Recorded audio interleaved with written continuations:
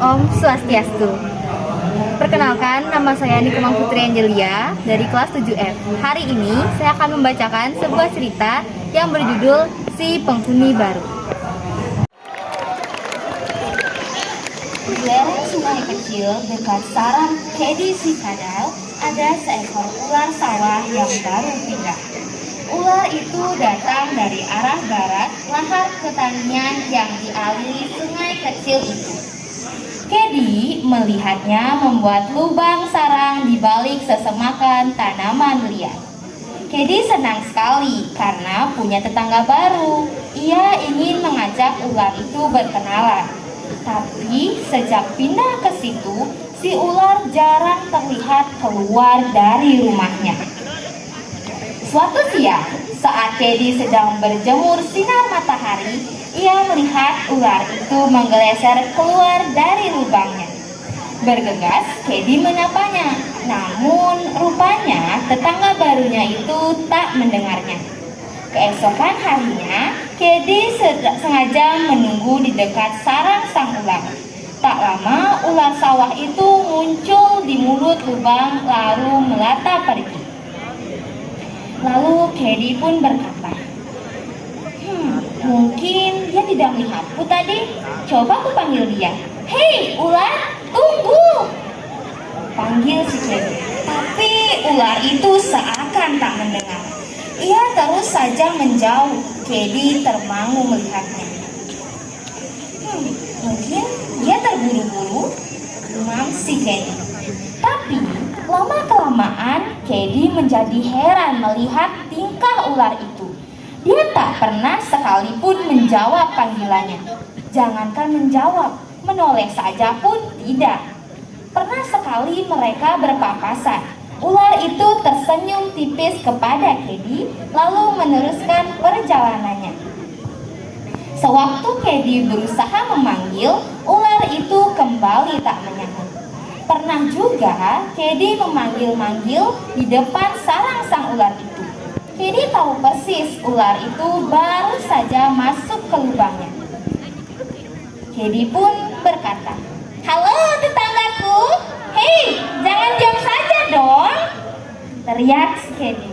Namun lagi-lagi tak ada jawaban. Saat itulah Kedi menjadi sangat jengkel. Berbagai prasangka buruk menyerbu pikirannya. Sombong sekali ular itu. Padahal dia kan baru di sini. Harusnya dia lebih ramah dong. Begitu batin Kedi menggerutu. Kedi lalu menceritakan perihal ular itu pada penghuni persawahan itu. Ia mengumpulkan bunglon, jangkrik, kaki seribu, dan tikus sawah. Kata Kedi, "Kalian tahu, ular itu benar-benar keterlaluan. Dia sombong sekali, tak pernah sekalipun menyapa. Kalau aku sapa, dia juga tak mau menjawab, malah pergi begitu saja. Tidak sopan." Lalu Kiki pun bertanya, "Siapa sih namanya?" "Mana aku tahu, dia kan tak pernah mau menyapa panggilanku," jawab si Kedi. Bubu si kaki seribu mengangguk-angguk. Loni si bunglon menyahut, "Apa benar begitu? Siapa tahu dia tidak mendengar waktu kamu manggil." "Tidak, bukan cuma sekali aku panggil dia untuk berkenalan, tapi berkali-kali. Dan dia tetap diam saja lalu pergi. Menyebalkan." "Kelihatannya dia memang makhluk yang sombong ya," ucap Jerry si jangkrik. "Betul sekali. Aku menyarankan kepada kalian semua untuk tidak usah mencoba berteman dengan ular itu." Loni si bunglon menyerah. "Tunggu dulu, jangan asal menuduh begitu. Sebaiknya kita semua mencoba untuk menyapanya.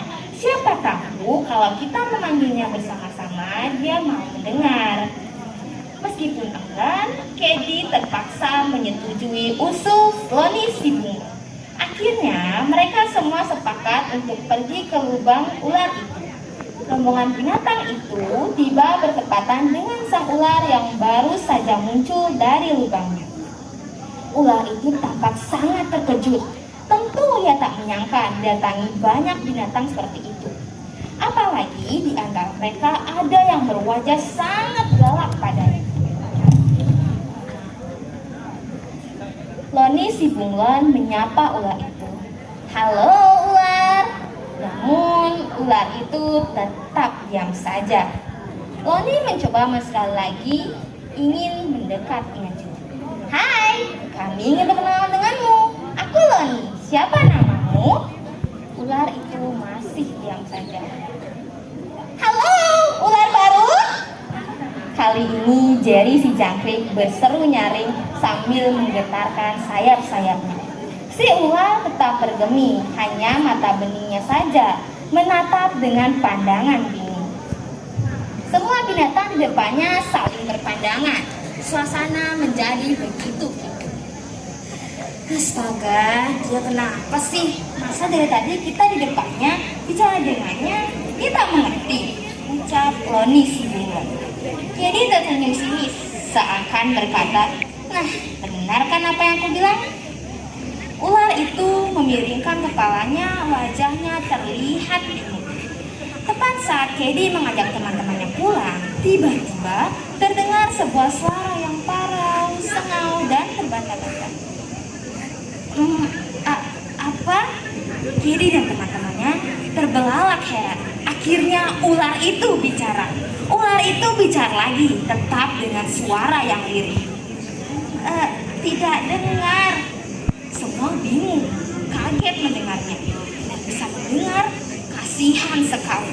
Loni si bunglon mendapati ular itu. Ia menggerakkan tangannya membuat bahasa isyarat. Ia mencoba bilang kalau mereka semua ingin bersahabat dengannya. Rupanya ular itu mengerti. Ia menjawab dengan gerakan kepala dan meliuk-liukkan tubuhnya dengan gembira. Bahkan ia menyebutkan namanya Ola. Ola lalu menceritakan dengan susah payah bahwa bangsanya memang tidak memiliki pendengaran yang baik. Sementara itu, Kedi tampak sangat pucat dan pasti. Ia malu sekali, juga merasa bersalah. Ia sudah menuduh Ola sombong, padahal selama ini ternyata Ola benar-benar tak mendengar panggilannya, karena Ola memang tidak bisa mendengar. Kedi meminta maaf pada Ola dengan gerakan mulutnya. Ola pun tersenyum senang, dan sejak saat itu mereka semua menjadi sahabat baik. Selesai.